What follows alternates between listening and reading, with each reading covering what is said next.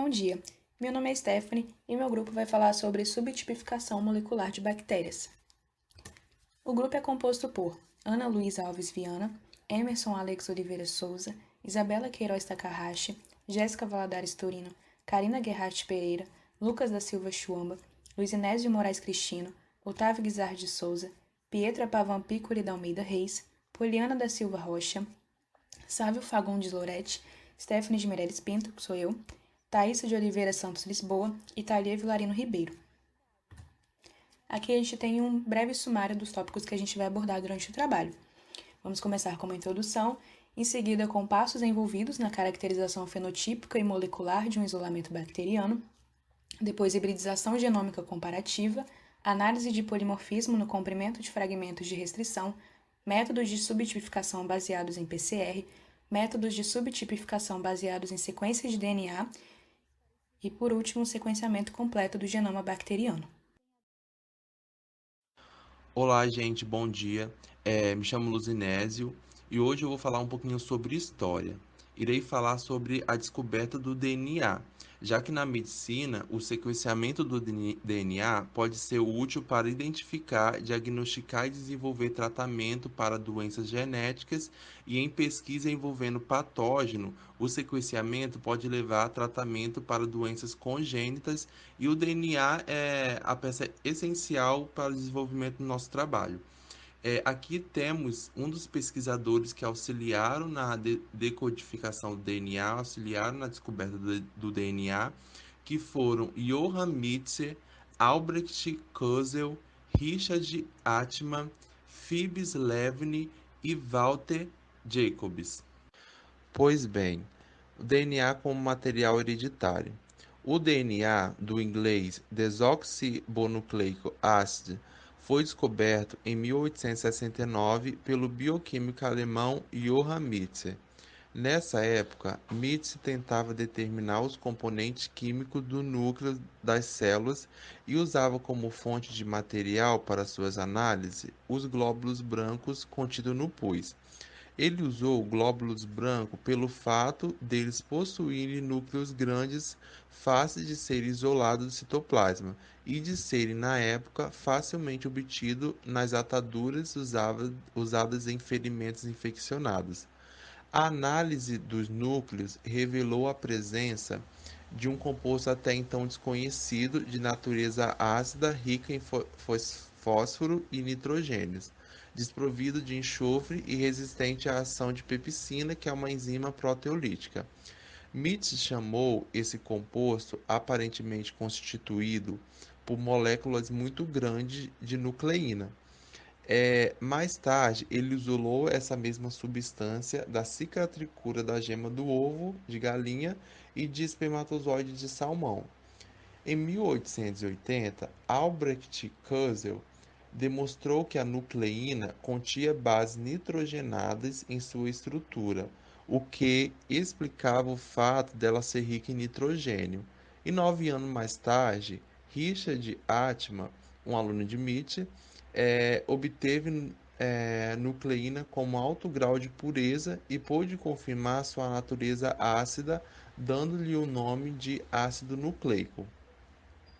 O material mais utilizado para a obtenção dos ácidos nucleicos passou a ser o timo de bezerro, que é um tecido de fácil obtenção e que apresenta células com, com núcleos grandes.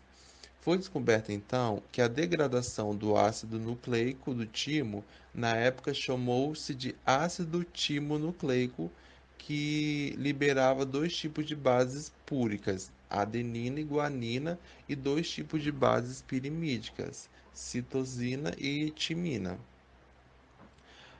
Foi demonstrado também que em outro produto da degradação do ácido nucleico era um glicídio de 5-carbono, que é uma pentose, e o fósforo estava presente na forma de um derivado do ácido fosfórico. Em 1900, descobriu-se em leveduras fermento de padaria, um outro tipo de ácido nucleico que possuía base nitrogenada uracila no lugar de timina. Esse ácido nucleico diferia também do ácido timonucleico por apresentar glicídio ribose em lugar de desoxirribose, e assim foram caracterizados dois tipos de ácido que foram denominados em função do glicídio constituinte: ácido ribonucleico, RNA, e ácido desoxinucleico, DNA. Em 1912, Phoebus Levene e Walter Jacob concluíram que o componente básico dos ácidos nucleicos era uma estrutura composta por uma base nitrogenada ligada a uma pentose que, por sua vez, estava unida ao fosfato. Essa unidade foi denominada nucleotídeo. Uma molécula ácida nucleico seria, portanto, um. Nessa parte, entenderemos um pouco sobre a identificação do material hereditários em bactérias. Então, no final da década de 20, as pesquisas feitas na área já garantiam grandes descobrimentos sobre a química do DNA e se teorizava-se sobre a sua estrutura, mas não se sabia ainda que ele era o composto que carregava as características hereditárias, dentre diversos pesquisadores que influenciavam essa ideia. Destacou-se o médico britânico Fred Griffith. Ele fez experimento com bactérias e camundongo, tentando compreender melhor como característica química dessas bactérias influenciavam sua capacidade de causar doenças em camundongos. Ele usou Pneumococcus streptococcus pneumonia, uma bactéria encapsulada que cresce em meio de cultura sólido no formato de colônias convexas, lisas, brilhantes e cremosas e com bordos irregulares, denominados colônia S. Essas colônias são formadas na forma virulenta das bactérias. Essas bactérias, no entanto, podem dar origem a uma variante mutante não virulenta, sem cápsula que cresce no meio sólido, formando colônias achatadas, rugosas, opacas e com bordos irregulares, as denominadas colônia R. A diferença principal entre as duas bactérias é a cápsula de polissacarídeo presente nas S e ausentes nas R. As bactérias S podem ser subdivididas em grupos por causa da diferença do polissacarídeo da cápsula e são denominadas S1, S2, S3. Elas podem ser diferenciadas pois levam à produção de anticorpos diferentes quando injetadas em coelhos. Bactéria S1 leva somente à produção de anticorpos S1, e esses são incapazes de combater bactérias S2 ou S3.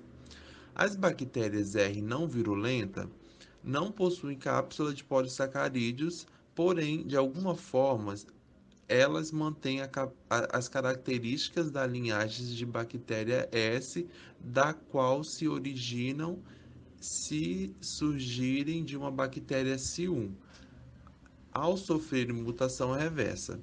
Originam sempre bactérias com cápsula do subtipo S1 e jamais de qualquer outro subtipos.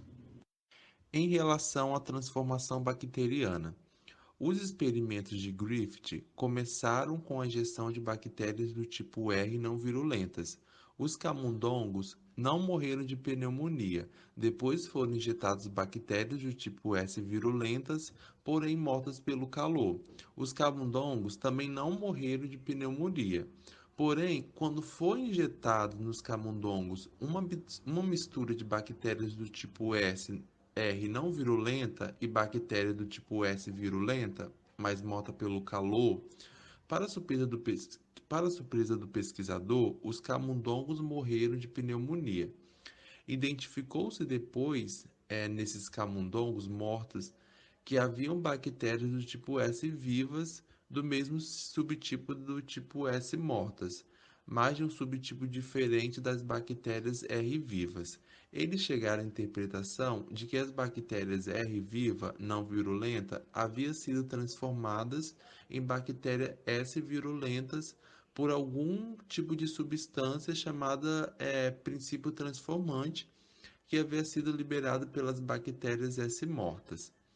Esse fenômeno foi chamado de transformação bacteriana, mas de todos os componentes de uma bactéria, descobriu-se que a adição de álcool e a um extrato produzido a partir das bactérias S mortas pelo calor levava à formação de um precipitado espesso e viscoso que ainda tinha capacidade transformante.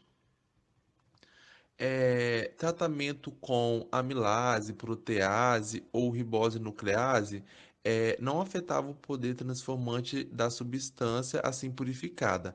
Porém, tratamento com DNase, enzima que é capaz de digerir o DNA, causaram o fim do poder transformante do extrato ao se eliminar o DNA.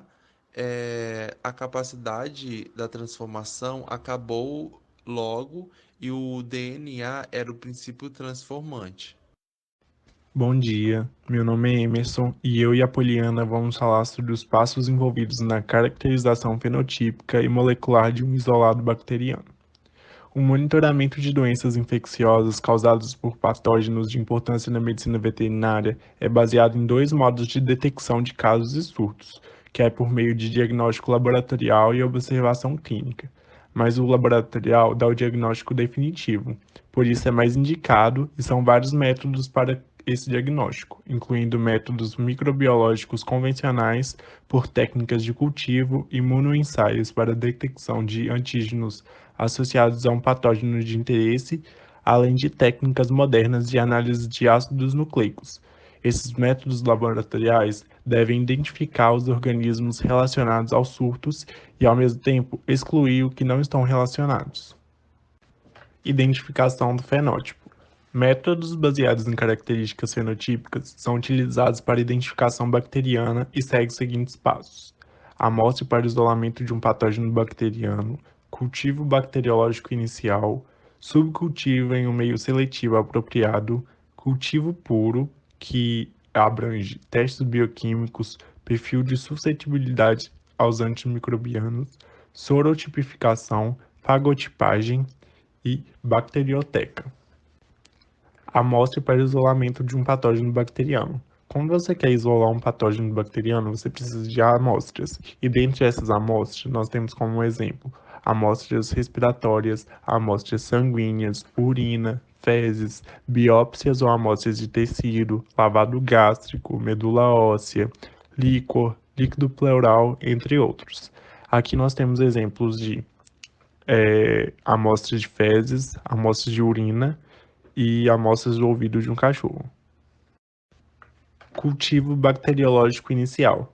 Na natureza, os micro-organismos encontram-se formando populações mistas, vários tipos de micro-organismos que pertencem ao mesmo habitat. Por outro lado, o desenvolvimento da microbiologia, assim como todos os procedimentos laboratoriais para o diagnóstico, depende da obtenção de biomassa microbiana na forma de populações puras, que, quando desenvolvidas, crescidas em meios de cultura, denominam-se culturas puras ou axênicas, que são populações homogêneas quanto ao tipo de micro-organismo, cultivados em meios de cultura sem a presença de outras formas de vida contaminantes. A obtenção de uma cultura pura a partir de uma cultura mista, presente no cultivo bacteriológico inicial, denomina-se isolamento, conseguido através da semeadura dos micro-organismos na superfície de meios de cultura sólidos em placas de Petri, o que permitirá a formação de colônias, que são populações isoladas que crescem na superfície desses meios. Na imagem podemos ver a semeadura. Subcultivo em um meio seletivo apropriado. Como todos os seres vivos, os micro-organismos necessitam de nutrientes apropriados ao seu desenvolvimento, assim como condições físicas ou ambientais favoráveis. Quando cultivados em laboratório, essas necessidades devem ser respeitadas. Assim, pode-se dizer que em um ciclo natural na água, solo, ar, na superfície corporal e de outros animais, etc., Os micro-organismos conseguem sobreviver pela utilização de materiais orgânicos e inorgânicos existentes nesses ambientes. O ciclo artificial, meio de cultura, é o modo que empregamos em laboratório para cultivarmos os micro-organismos. Chamamos de meio de cultura o conjunto de substâncias necessárias ao crescimento e multiplicação dos micro-organismos. Cultivo puro, etapa onde há uma maior seleção das bactérias. A cultura pura de um determinado micro-organismo é uma cultura de células idênticas e a imobilização delas em meio sólido torna possível a visualização e o crescimento em massas celulares isolados, que são as colônias. As colônias são caracterizadas por uma forma e tamanho que depende do próprio micro-organismo. Condições ambientais como quantidade de oxigênio e nutrientes disponíveis no meio de cultura e de outros parâmetros fisiológicos. Para obter uma cultura pura, podem ser utilizadas as técnicas de riscado em meio sólido, espalhamento em meio sólido e incorporação. Técnica de riscado em meio sólido. Funciona da seguinte maneira. Após a recolha do inóculo com a ponta da ança, este é espalhado na superfície do meio de cultura sólido contido em placas de Petri ou tubos de vidro, riscando a superfície com a ponta da ança contendo o inóculo, sendo que a ança deve ser esterilizada sempre que se mude de direção, por forma a ir reduzindo o número de células presentes no inóculo. Incubar as placas em posição invertida durante 2 a 3 dias à temperatura ambiente e observar as placas que provavelmente estarão com as colônias isoladas. Técnica de espalhamento em meio sólido. Nesse método, a amostra é diluída e espalhada 0,1 ml sobre a placa, que posteriormente será incubada em posição invertida em temperatura e condições adequadas até o aparecimento de colônias. Se aparecer mais de um tipo de colônia, significa que a cultura original não estava pura, estava contaminada com outro micro-organismo. Técnica de incorporação.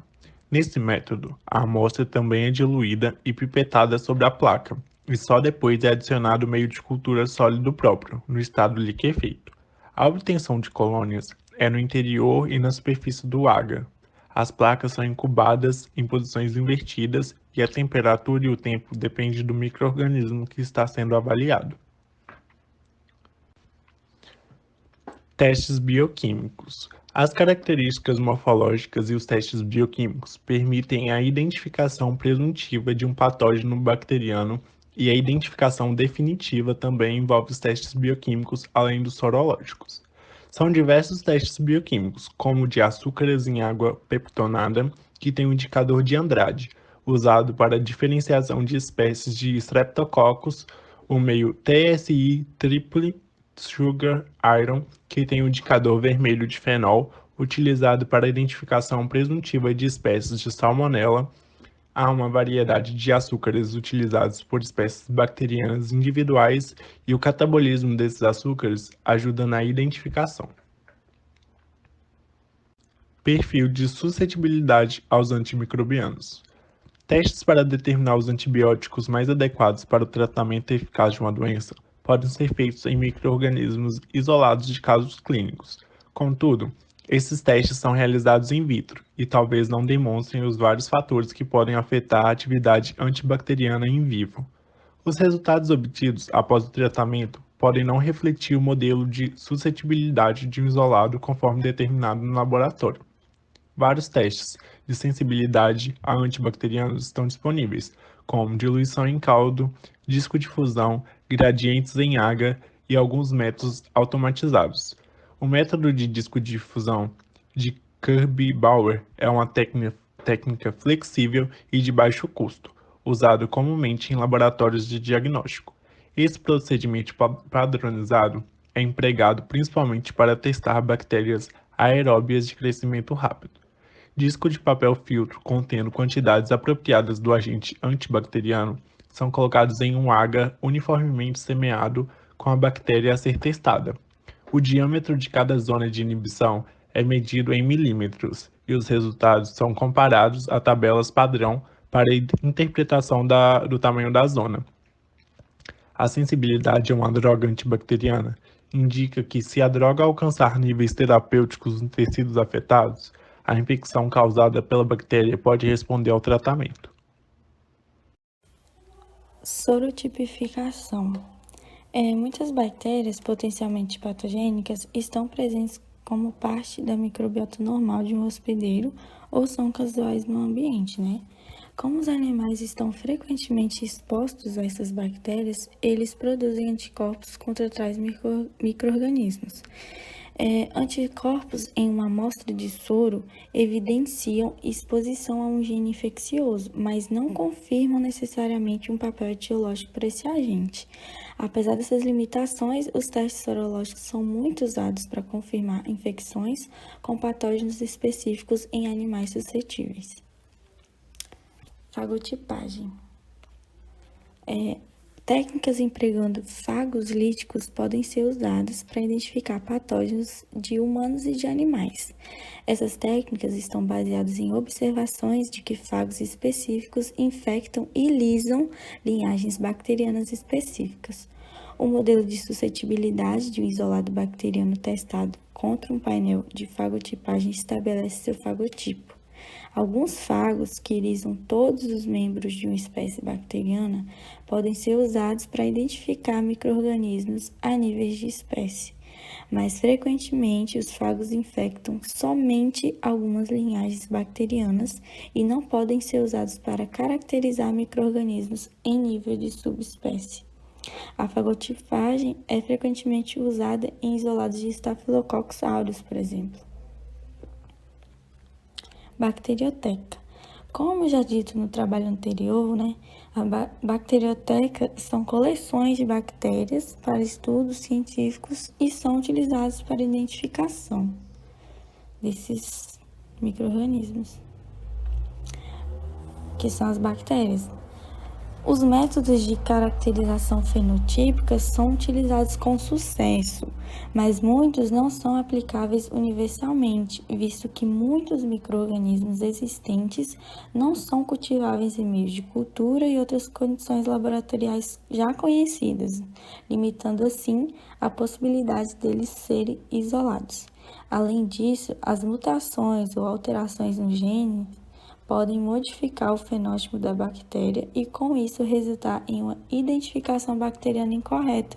Dessa forma, pelo desenvolvimento das técnicas da biologia molecular nas últimas décadas, o microbiologista pode identificar e estudar as bactérias analisando diretamente as macromoléculas do DNA, sem que seja necessário isolá-las em meios de cultura laboratoriais, que é a caracterização genotípica. Essas técnicas são empregadas muito hoje em dia e entre elas destaca-se a reação em cadeia de polimerase, que é o PCR, que é muito falado. Então, para a caracterização genotípica é necessário fazer extração e purificação do DNA. O isolamento de DNA cromossomal ou plasmidial é um procedimento básico e fundamental para a clonagem molecular. Existem muitas técnicas disponíveis que permitem o isolamento de DNA, porém esses métodos possibilitam o isolamento apenas de um tipo de DNA por extração. A purificação, ela consiste na separação do DNA a partir dos restos celulares e das proteínas, principalmente as DNases, que degradam as moléculas de DNA, tanto em células bacterianas como em células eucarióticas. Diferentes reagentes e substâncias são combinados e utilizados para esse procedimento de acordo com o tipo celular.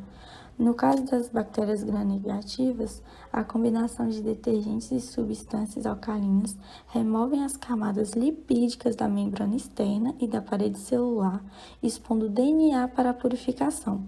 As proteínas podem ser removidas eficientemente com a utilização de uma mistura dos solventes orgânicos fenol e clorofórmio. Esses solventes atuam como agentes desproteinizantes, rompendo rapidamente a integridade celular e desnaturando as proteínas, deixando os ácidos nucleicos em solução aquosa.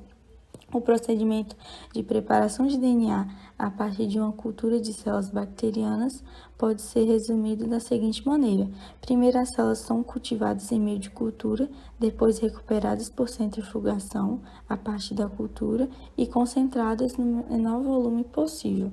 Depois, as células são rompidas e seu conteúdo liberado, formando um extrato celular. E esse extrato celular é tratado e todos os seus componentes são removidos, exceto o DNA. E o DNA resultante é concentrado por precipitação e mantido em solução aquosa. Depois disso, destaca-se um gene-alvo, que pode ser por Salter-Blaurin ou por sequenciamento do DNA PCR. As técnicas de Blaurin baseiam-se nas propriedades de hibridização das moléculas de ácidos nucleicos. Algumas técnicas foram criadas propondo-se localizar a posição de um gene em uma molécula de DNA. Para análise de DNA, utiliza-se a técnica Salter-Blaurin. E, primeiramente, o DNA é digerido com uma ou mais enzimas de restrição e separado em uma eletroforese em gel de agarose, que já foi dito também no outro trabalho. E os fragmentos de DNA da fita dupla são desnaturalizados in situ e transferidos para uma membrana de nylon ou nitrocelulose, na qual são imobilizados no mesmo padrão de bandeamento do gel. A imobilização é realizada com radiação UV para as membranas de nylon e calor para as de nitrocelulose. A membrana é colocada então sobre um gel e um tampão de alta concentração salina é adicionado. E por capilaridade, passa através do gel, promovendo a transferência dos fragmentos de DNA para a membrana. E a membrana resultante é uma réplica do gel de agarose. Sondas de RNA ou DNA marcadas com radioatividade são utilizadas. A hibridização com DNA fixo na membrana ocorre e uma autorradiografia revela qual fragmento de restrição contém o gene clonado. Ou, como eu disse antes, o sequenciamento do DNA PCR, que tem o convencional e o em tempo real. Que o convencional, como já foi explicado no trabalho anterior também, é uma técnica que produz um grande número de cópias de uma determinada sequência de DNA para várias análises. E ele demanda uma etapa extra após a amplificação, que é a eletroforese de gel em agarose, e o resultado é apenas qualitativo. Além disso, o processo é demorado, não tendo liberação rápida de resultados, e possui outras desvantagens, visto que o gel de agarose tem baixa resolução e, com isso, baixa precisão na observação de tamanhos dos fragmentos amplificados. Outra desvantagem é a ausência de automação, que isso aumenta a chance de contaminação. Já o em tempo real, também chamado de real time, é um processo mais rápido, permitindo inclusive a detecção de várias sequências alvo em uma mesma amostra e quantificação simultaneamente, onde a obtenção dos resultados é mais rápida e tem baixo risco de contaminação. Os resultados quantitativos que esse método possibilita são importantes para acompanhamento da evolução clínica e infecciosa, avaliação de eficácia terapêutica e indução para interferência vacinal. Os métodos de subtipificação bacteriana, então, eles permitem a caracterização de uma bactéria além do nível de identificação da espécie. Permitem também a rastreabilidade de organismos, podendo nos mostrar sua epidemiologia molecular, definindo rotas de transmissão com base no padrão de fingerprint de DNA, onde veremos mais adiante as técnicas. Olá, meu nome é Ana Luísa e eu vou falar sobre hibridização genômica comparativa. A hibridização genômica comparativa é realizada através do microscópio e computador, no qual consegue identificar totalmente as mutações cromossômicas microscópicas e que podem acarretar disfunções cerebrais como malformações, autismo, entre outras. Na imagem do slide, a gente pode observar a metodologia, onde apresenta-se uma amostra marcada com corante fluorescente vermelho e uma amostra de referência marcada com corante fluorescente verde, onde ambos são misturados e aplicados na lâmina, onde ocorre a hibridização, que passa pelo microarray scanner, e é feita a análise de computador, onde é possível observar os ganhos e a perda, né, da hibridização. Além disso, esse método promete um diagnóstico com a maior precisão, mais de 20% dos registros, enquanto a citogenética tem uma precisão estimada em apenas 5%. E também é possível detectar diagnósticos de trissomia e monossomia através de diagnósticos de trissomia ou monossomia pela análise de todos os cromossomos, diagnóstico de triploidia e tetraploidia, diagnóstico de microdeleções e microduplicações, diagnóstico de 100% das translocações não balanceadas e diagnóstico UPD dissomia uniparental, que é a idissomia e a heterodissomia. Meu nome é Isabela Takahashi e eu vou falar sobre hibridização genômica comparativa. A citogenética clássica, cariótipo banda G, permite analisar equivalente a 400 pedaços do DNA. A citogenômica moderna, com exame em arrays, permite analisar o DNA de forma mais completa e detalhada. A hibridização genômica comparativa, CGH Arrays, 180K mais SNPS, em arrays, faz uma varredura detalhada em todo o genoma humano e utiliza 110 mil sondas CGH e 59 mil sondas SNP para avaliar todas as alterações no material cromossômico, incluindo as microdeleções e microduplicações cromossômicas, e também as dissomias uniparentais, ligadas ao atraso do desenvolvimento, malformações, dismorfismos ou autismo. O Array CGH impulsionou a citogenética do microscópio para o computador, combinando CGH com microarrays de alto rendimento para analisar simultaneamente várias regiões discretas do genoma e identificar cariótipos desequilibrados. Esse método representa a integração das técnicas tradicionais citogenéticas e moleculares. Sendo assim, será possível a continuação do diagnóstico clínico de anormalidades cromossômicas com uma resolução sem precedentes nos próximos anos. Análise de polimorfismo no comprimento de fragmentos de restrição. Bom dia, o meu nome é Otávio e eu vou dar seguimento ao trabalho falando sobre a técnica de RF-LP. Essa técnica foi descrita no ano de 1980 por Bootzstein. É um dos muitos tipos de marcadores moleculares. São capazes de detectar de 4 a 8 pares de base, capazes de crivar DNA por reconhecimento de sequência. São fragmentos obtidos de enzimas de restrição, separados por eletroforese, e a sua visualização com meio de hibridações com a marcação por radiação ou por fluorescência. As etapas da aquisição do RFLP começa pela extração do DNA. Após esse DNA ser extraído, ocorre a digestão por endonucleases de restrição, que cortam a molécula por reconhecimento de moléculas específicas. Após essa fase, começa a eletroforese, que ocorre a hibridação de fragmentos com sondas marcadas. A sua visualização é feita por autorradiografia. O polimorfismo que pode ser observado na técnica ocorre porque o DNA de indivíduos geneticamente distintos difere na sequência de nucleotídeos ao longo da fita. As desvantagens dessa técnica são que ela é uma técnica muito trabalhosa e cara, e também pode ocorrer o uso de radiação nas sondas marcadas.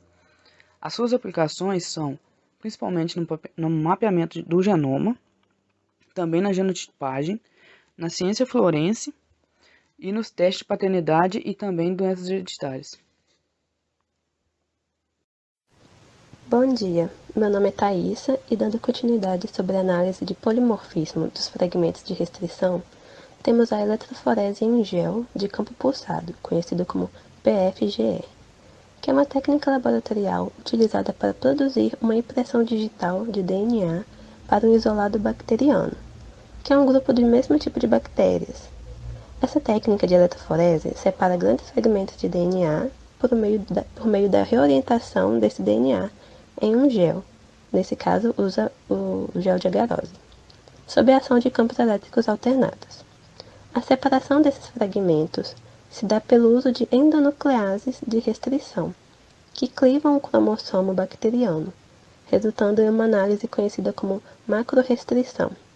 Essa enzima cliva o DNA em fragmentos que serão separados pelos equipamentos de eletroforese. Como funciona a eletroforese em gel e de campo pulsado? O sistema de eletroforese utiliza campos elétricos alternados, colocados em diferentes ângulos, forçando a molécula de DNA a mudar de direção continuamente. Todo esse processo leva um tempo e na eletroforese, quanto maior a molécula de DNA, maior é o tempo para essa molécula se redirecionar no gel. E é nesse tempo que ocorre a separação molecular. Os menores fragmentos migram mais rapidamente, possibilitando a separação por tamanho ou peso molecular. Assim, quanto maior a molécula, maior o tempo de migração, possibilitando a separação dos fragmentos, qualquer que seja o tamanho, e assim, em um dado momento da eletroforese, moléculas de tamanhos distintos vão se encontrar em diferentes pontos da matriz. Mas como ocorre esse processo? De uma forma bem resumida, começa a partir de um cultivo de bactérias em uma placa de agar. Essas células serão misturadas em um gel de agarose e colocadas em um molde com solução tampão. Essas células passam por um processo de lise, liberando o DNA no gel. Esse molde de gel em tampão é adicionado a enzima de restrição, que irá clivar o DNA em locais específicos, quando colocada em um campo elétrico, que separa os fragmentos. Esse processo dura aproximadamente umas 22 horas.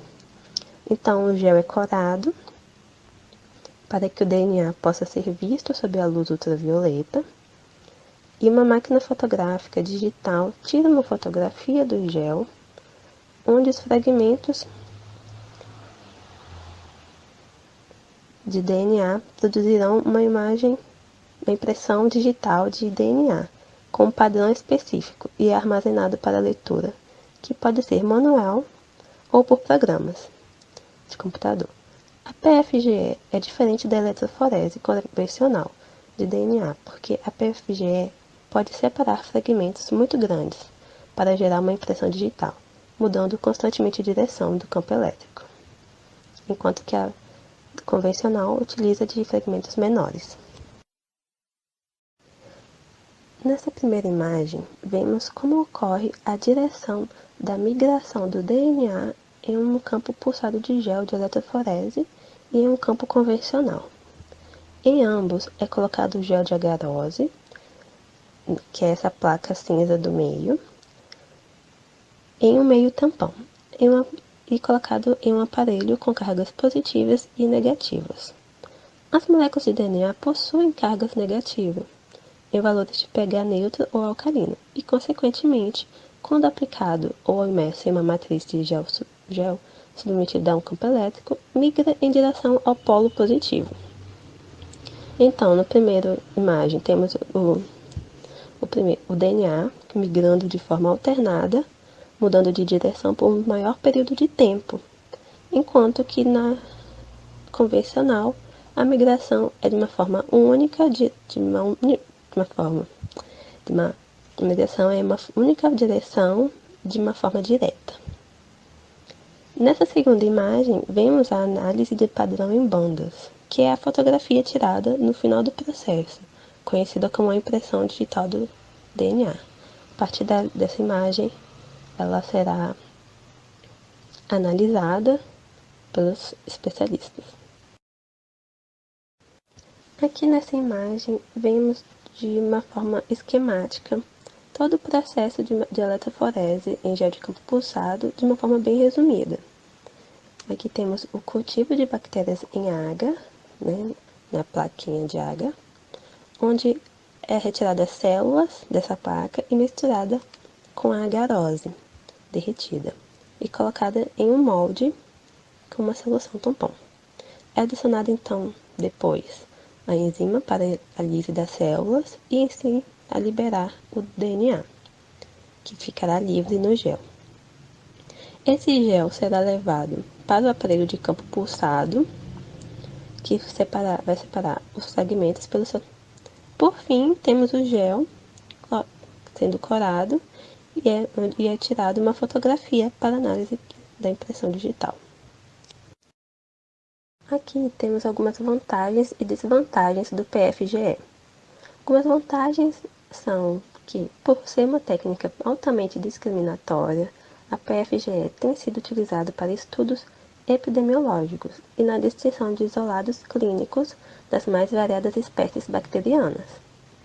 Essa técnica também permite estimar a dimensão dos genomas através de soma das massas moleculares dos mais variados macrofragmentos de restrição, determinadas com base na sua mobilidade durante a eletroforese em campo pulsado.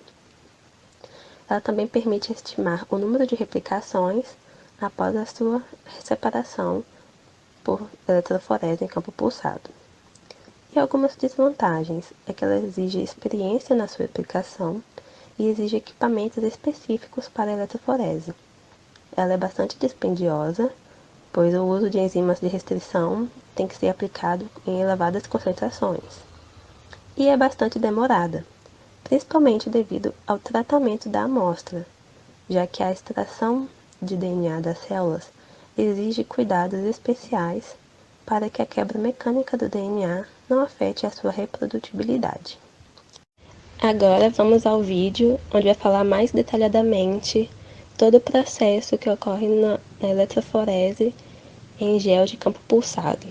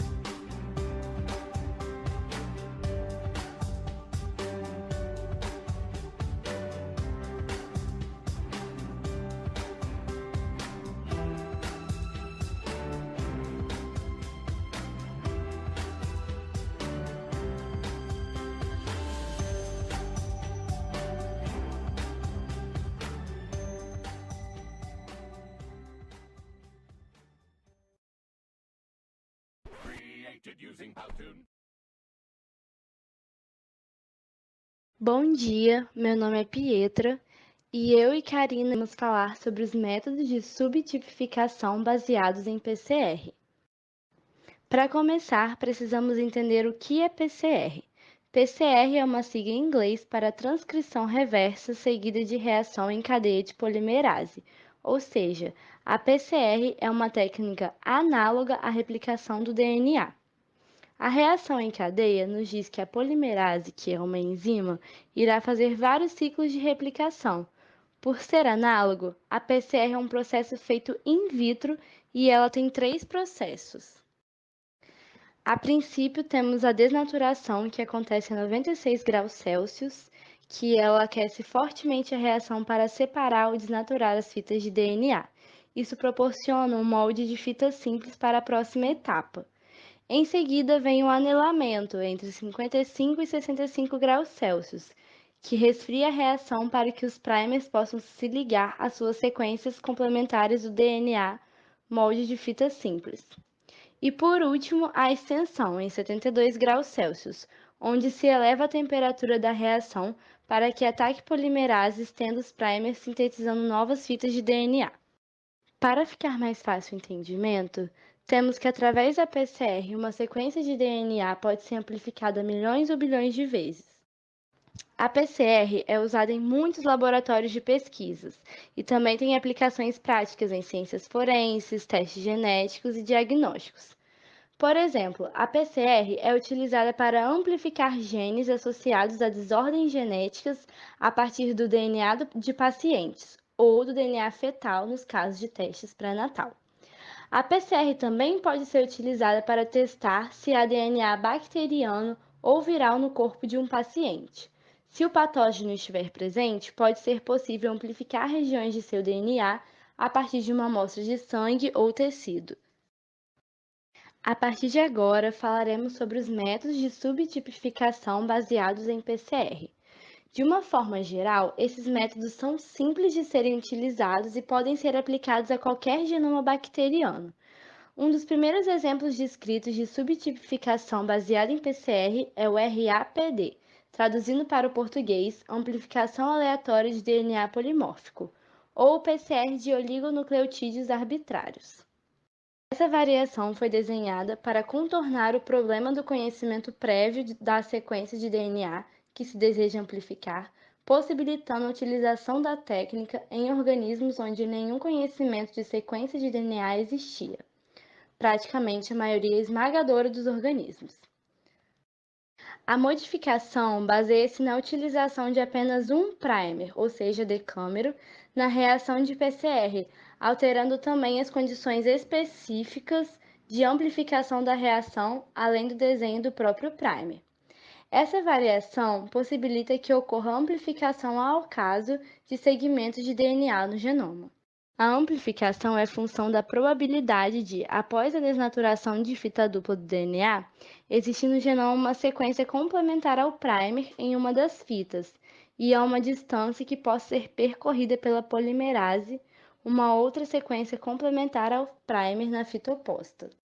Portanto, a reação de RAPD ocorre devido ao anelamento do primer único em pontos próximos do genoma, delimitando a região que será amplificada. Marcadores RAPD, no geral, apresentam um bom conteúdo informativo, mostrando o genoma em vários locos ao mesmo tempo, identificando um bom número de locos polimórficos por reação, embora discriminem um baixo número de alelos por loco, 2 alelos, amplificado e não amplificado. Além disso, o fato de ser uma técnica altamente acessível por ser rápida, de baixo custo e pouco intensiva em mão de obra. Essa alta acessibilidade confere à técnica uma boa aceitação para análises relacionadas a diferenciação de linhagens, estimativa de variabilidade em bancos de germoplasma, estudo de estrutura genética de populações, estimativas de parâmetros genéticos, estudos de duplicação de acessos em bancos de germoplasma, análise de paternidade, etc.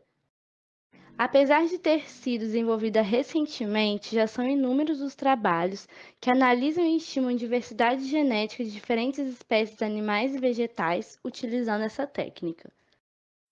Dando continuidade a esses métodos, temos a Real-Time PCR, que é basicamente o mesmo procedimento da PCR tradicional, com a diferença que é adicionado um agente fluorescente que permite o monitoramento da PCR em tempo real. Apesar do nome, a análise nunca será em tempo real.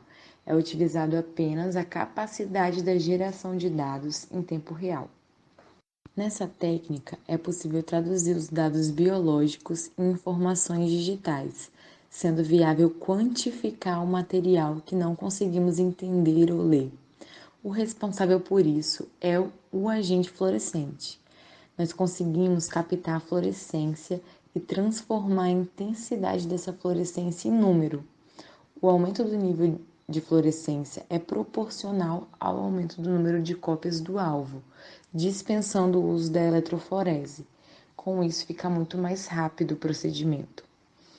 Ou seja, pode ser utilizada também para avaliar a presença de um patógeno em uma amostra, podendo ser um teste qualitativo ou quantitativo. Nessa imagem, a gente observa as curvas de monitoramento de fluorescência que ilustram a amplificação em tempo real. O nível de fluorescência computado para cada amostra é aquele suficiente para atingir um limiar, que é esse traço horizontal azul, de detecção igual para cada conjunto de primer amostra testado e por convenção dominado de CT. Já no teste multiplex PCR, há a utilização de mais de um par de primer em uma única reação. Esse método será usado sempre que precisar avaliar mais de uma sequência de DNA ou micro-organismo numa mesma amostra. Essa técnica foi desenvolvida com a finalidade de promover a diferenciação entre várias espécies ou genes microbianos simultaneamente, considerando ser este último o único teste e altamente específico. As vantagens dessa técnica é a maior rapidez na obtenção do resultado, assim como a maior economia nos reagentes, quando comparada à realização de uma PCR para cada agente infeccioso individualmente. Outra vantagem é que, como vários locos são amplificados simultaneamente na mesma reação, há necessidade de uma quantidade menor de ácido nucleico para o diagnóstico, que por vezes pode ser um fator limitante. Oi, bom dia. Quem está falando aqui de novo é a Stephanie e eu vou falar um pouquinho sobre a técnica de RT-PCR. Em português, essa técnica significa reação à transcriptase reversa seguida pela reação em cadeia da polimerase. E é um diagnóstico molecular que tenta identificar a expressão de determinados genes, que estão associados ao material genético do novo coronavírus. Então, essa técnica ela é bem interessante a nível molecular, em função do tecido da morte e do tempo em que essa amostra foi coletada. O novo coronavírus, que é um vírus cujo material genético é o RNA, então aí vem a ideia interessante desse mecanismo, dessa técnica, né, onde é coletada uma amostra do tecido biológico para ser analisado, que pode ser extraído da nasofaringe, ou então ali da secreção do catarro, enfim. Então, é coletada essa amostra desse material biológico, e é então extraído moléculas de RNA desse material, e aí então é adicionada uma enzima chamada transcriptase reversa. Mas tá, tudo bem, afinal de contas, o que essa enzima faz? Essa enzima, ela pega o RNA, e a partir desse RNA será utilizado como molde para sintetizar um DNA complementar. E então, uma transcriptase reversa que vai pegar esse RNA e vai formar uma molécula de DNA, e aí esse então será amplificado utilizando primers específicos para que haja processo de amplificação por meio da técnica de reação em cadeia da polimerase. Feito essa ideia, a gente vai observar na biblioteca genômica perfis e segmentos de genes que podem estar sendo expressados. Então, nesse momento, a gente já sabe quais são os perfis genômicos, e esses perfis são conhecidos por determinar as proteínas de envelope viral, proteínas do capsídeo viral, que de certa maneira ratificam o diagnóstico por meio de PCR de RT-PCR, ou seja, pega o RNA, extrai o seu DNA por meio da transcriptase reversa, amplifica-se o gene e verifica-se se esse gene está amplificado correspondente a algum gene que está associado ao vírus, ou então associado à proteína do envelope viral, ou associado à proteína do capsídeo, que faz parte da composição viral como um todo. Caso dê positivo, o indivíduo então apresenta o novo coronavírus. E há uma discussão sobre a utilização dessa técnica em relação ao falso negativo, mas isso envolve o tempo de coleta da amostra, a quantidade de amostra biológica utilizada e também a carga viral do paciente, né? Uma vez que existem pacientes que vão manifestar a doença com baixa carga viral e outros com elevada carga viral. Então, todos esses fatores podem influenciar o diagnóstico por meio da RT-PCR. Então, a gente vê aí o porquê também de se utilizarem como forma de diagnóstico análise imunológica para se encontrar anticorpos. Agora a gente vai apresentar aqui um vídeo bem curtinho, feito pela USP, a respeito das técnicas de PCR que a gente falou até agora.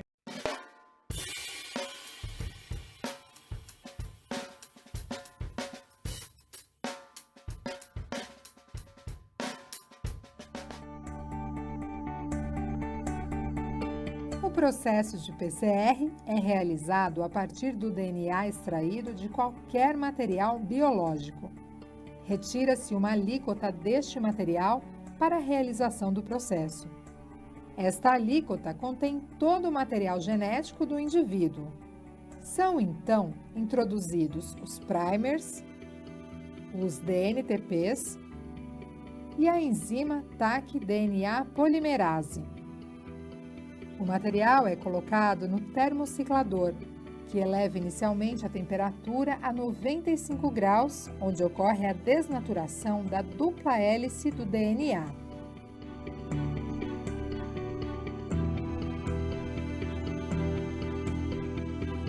Na sequência, a temperatura é reduzida para 57 graus. Acontece, então, a ligação dos primers às suas sequências complementares nas fitas de DNA. Na etapa seguinte, a temperatura é elevada para 72 graus, ideal para o funcionamento da TAC-DNA polimerase. Esta enzima tem por função inserir os DNTPs para a formação das cadeias complementares. Ao final deste processo, fecha-se o primeiro ciclo da PCR. Para ter uma quantidade suficiente da sequência-alvo, são necessários, em média, 36 ciclos de termociclagem. A cada ciclo, ocorre um aumento exponencial na quantidade de moléculas de DNA amplificadas.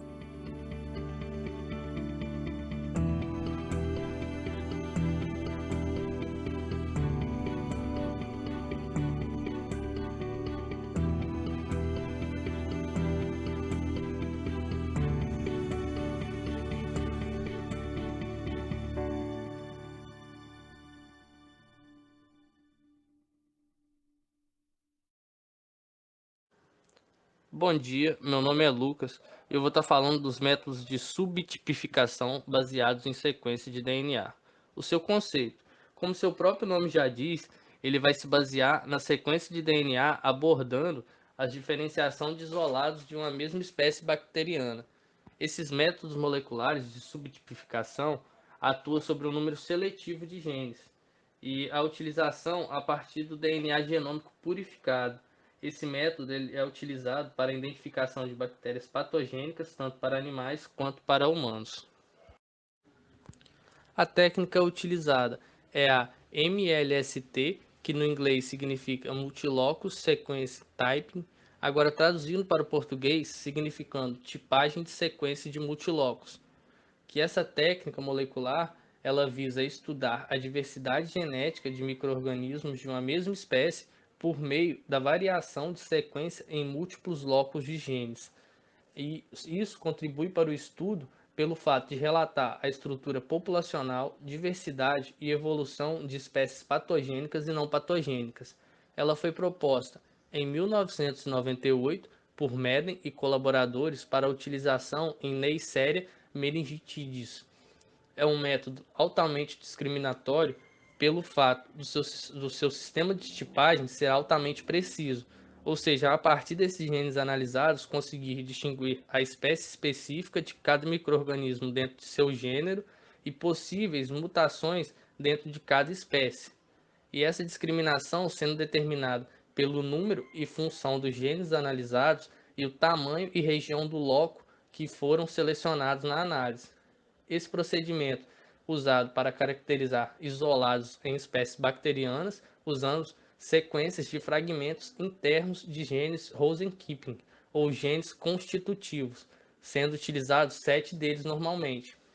Esses genes constitutivos são aqueles cujos seus produtos são constantemente requeridos pela célula para manter as funções essenciais e são expressos constantemente sob condições normais de crescimento, ou seja, são aqueles genes do metabolismo central das células. E aqui, como vocês podem ver, essa foto ilustrando a sequência com esses 7 genes da bactéria Staphylococcus aureus, que posterior vai ser analisado. Como já foi dito no slide anterior, geralmente é feita a utilização de 7 fragmentos internos desses genes constitutivos e é feita a amplificação deles com a utilização do PCR. E este mesmo pode ser usado também para sequenciar as 2 fitas com o auxílio de um sequenciador de DNA automático. E posteriormente é feito o seu sequenciamento para poder distinguir cada nucleotídeo presente nesses genes e para poder distinguir suas características também. E para cada um desses genes, diferentes sequências presentes em linhagens bacterianas diferentes, sendo classificadas como alelos distintos.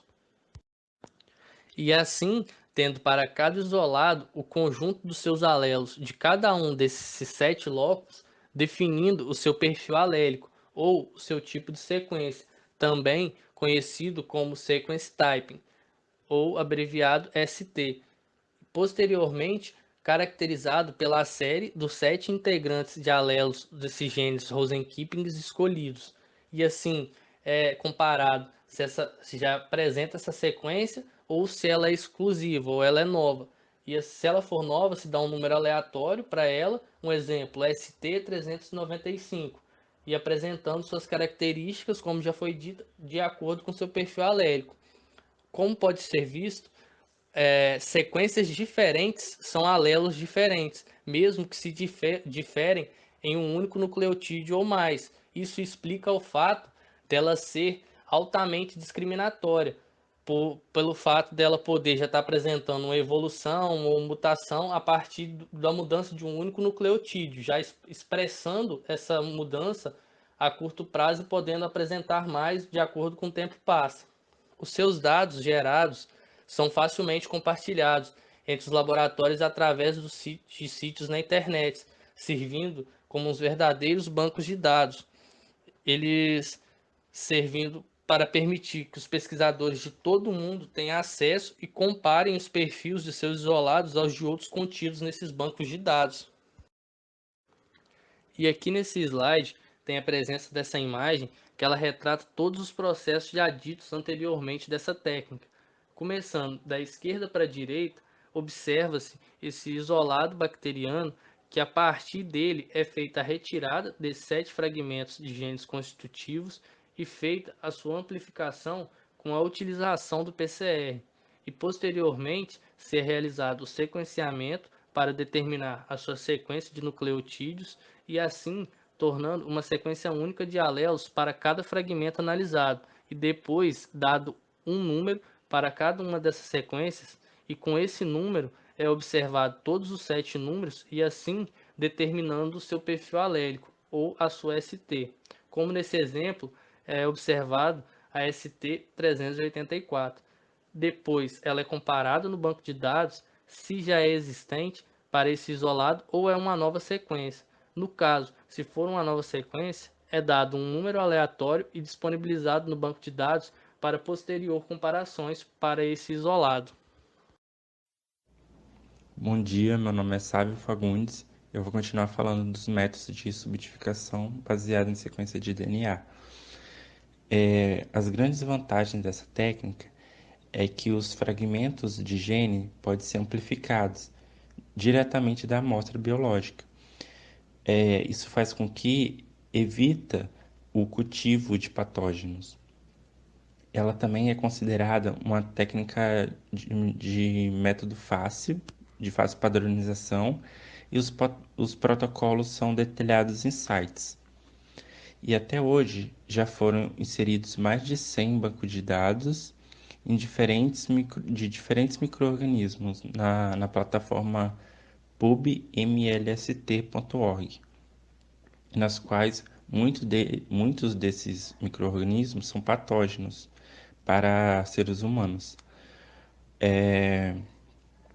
O motivo dos estudos são principalmente análises epidemiológicas, investigar estruturas populacionais e questões relacionadas à evolução desses micro-organismos.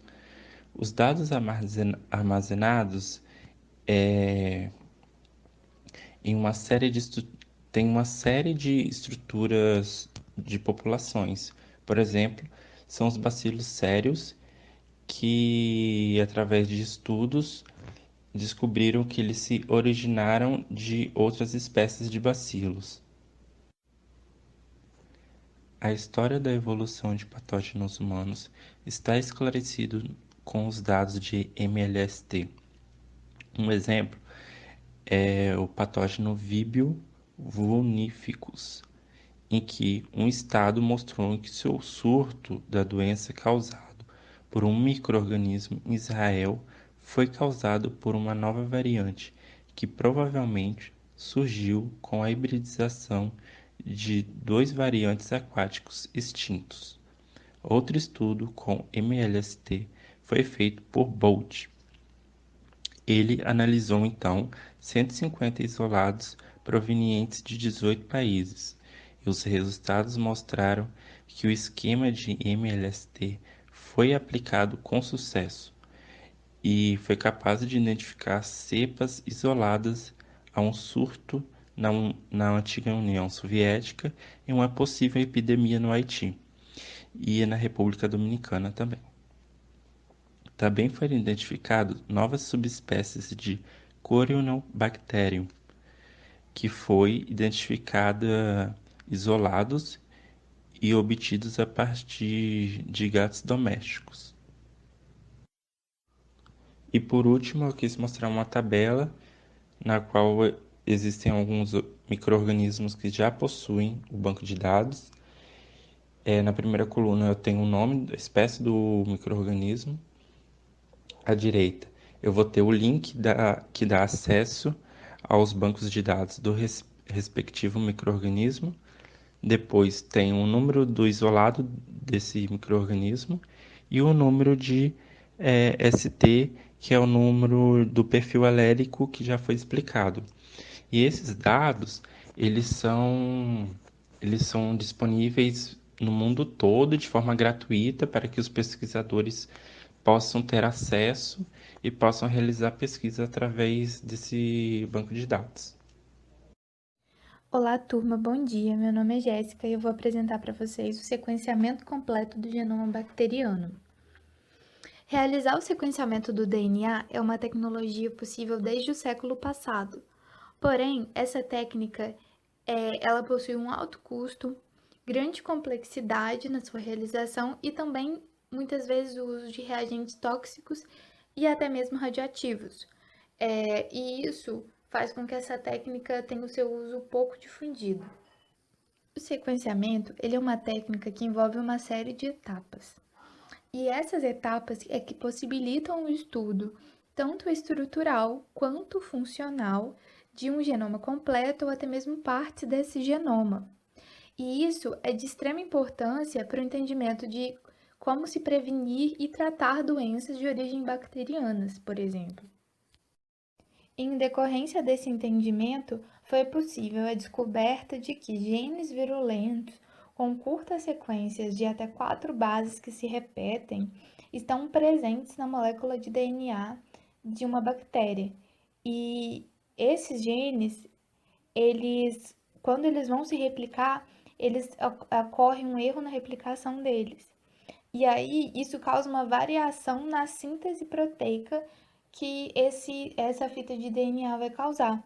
E isso foi muito benéfico para que as bactérias pudessem sobreviver às mudanças do meio externo, fazendo com que elas tivessem uma gama maior de variedade do DNA delas, selecionando elas de uma forma muito mais intensa. E essa descoberta foi realizada em 1995. E desde então, até 2012, já foram computadas cerca de 4.585 genomas bacterianos diferentes que foram codificados. E devido também a esse entendimento, pôde-se descobrir que as bactérias patogênicas, elas possuem geneticamente ilhas de patogenicidade, que são partes do seu DNA, partes do seu genoma, que são responsáveis por codificar os fatores de virulência dessa bactéria. Elas vão codificar informações como a produção de toxinas, a capacidade de aderência dessa bactéria, de captura de ferro, de invasão tecidual e até mesmo de produção de secreções dessas bactérias. Handelsman usou pela primeira vez em 1998 o termo metagenômica, que segundo ele era um conjunto de micro-organismos do solo que se permitiam o acesso ao conjunto de genomas sem que houvesse a necessidade de cultivá-los em culturas. Para ele, então, o primeiro contato que ele teve com esse tipo de estudo foi com esses micro-organismos do solo, que possibilitou um estudo ou análise genômica e funcional dos diversos micro-organismos que não eram cultiváveis em nível de laboratório. Então, ele conseguiu extrair o genoma, as informações genômicas daqueles micro-organismos, sem ter a necessidade de cultivá-los. Ele não, muitas vezes era um micro-organismo que ele não conseguia cultivar em laboratório, que não era possível uma cultura. E extraindo do próprio meio, ele conseguiu estudar os genomas desses micro-organismos. E isso deu base nos avanços da genômica microbiana, que depois foi ampliado por PCR, clonagem e também por sequenciamento. Então, o projeto metagenômico, ele é realizado da seguinte forma. Ocorre a clonagem do DNA, e aí então você vai construir bibliotecas metagenômicas em relação a esse DNA, com as informações que você adquiriu. E depois você vai selecionar os clones baseados nas sequências do seu interesse. A sequência que você quer encontrar, a sequência que você quer saber a função, e aí você vai analisar esses dados. Dessa forma, a metagenômica ela permite detectar os genes de virulência de uma bactéria, por exemplo, e até destacar os fenótipos que podem causar resistência dessa bactéria aos antimicrobianos. E esse sequenciamento, ele possui várias maneiras de ser realizado, com diversos métodos e também utilizando diversos equipamentos diferentes. E, de acordo com os anos, eles vão avançando tecnologicamente em relação à sua realização.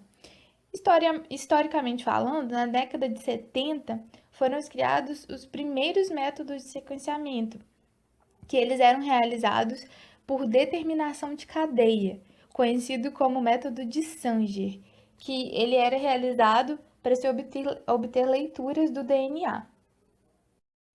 E falando um pouco mais sobre esse método Sanger, ele foi criado pelo cientista Frederick Sanger e Coulson, e ele é um método responsável pelo primeiro sequenciamento do genoma completo, que foi realizado em 1995, ou seja, ele foi descoberto na década de 70, mas apenas em 1995, com os avanços tecnológicos e científicos, foi possível realizar o estudo completo do genoma.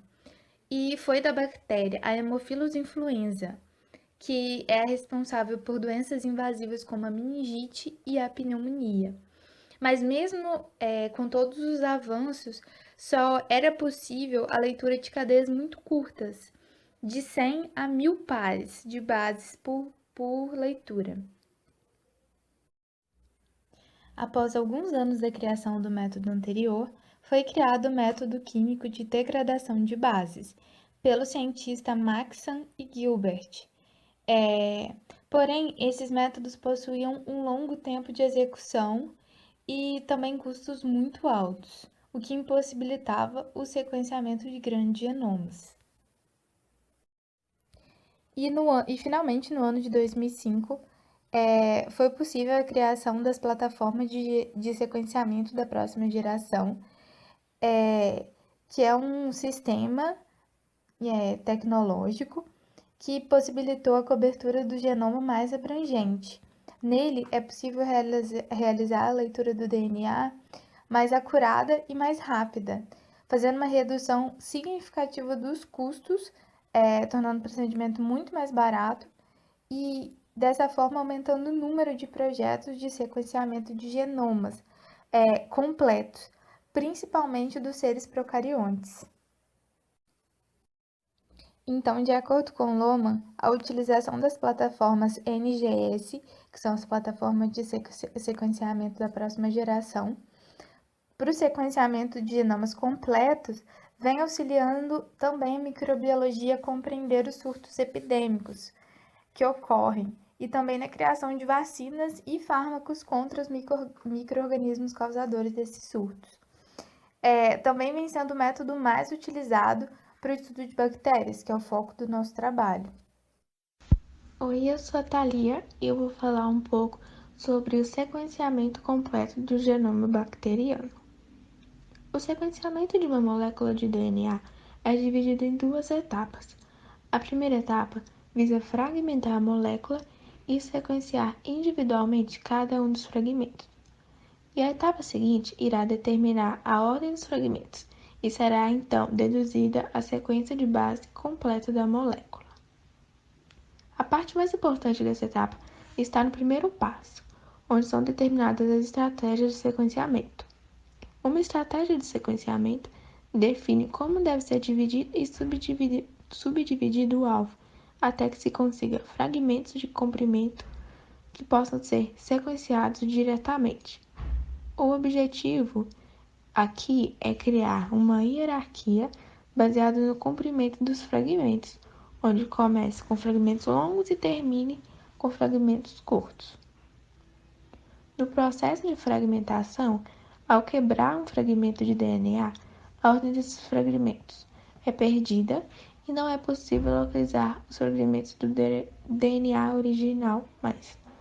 Além disso, somente uma amostra dos fragmentos obtidos vai ser sequenciada.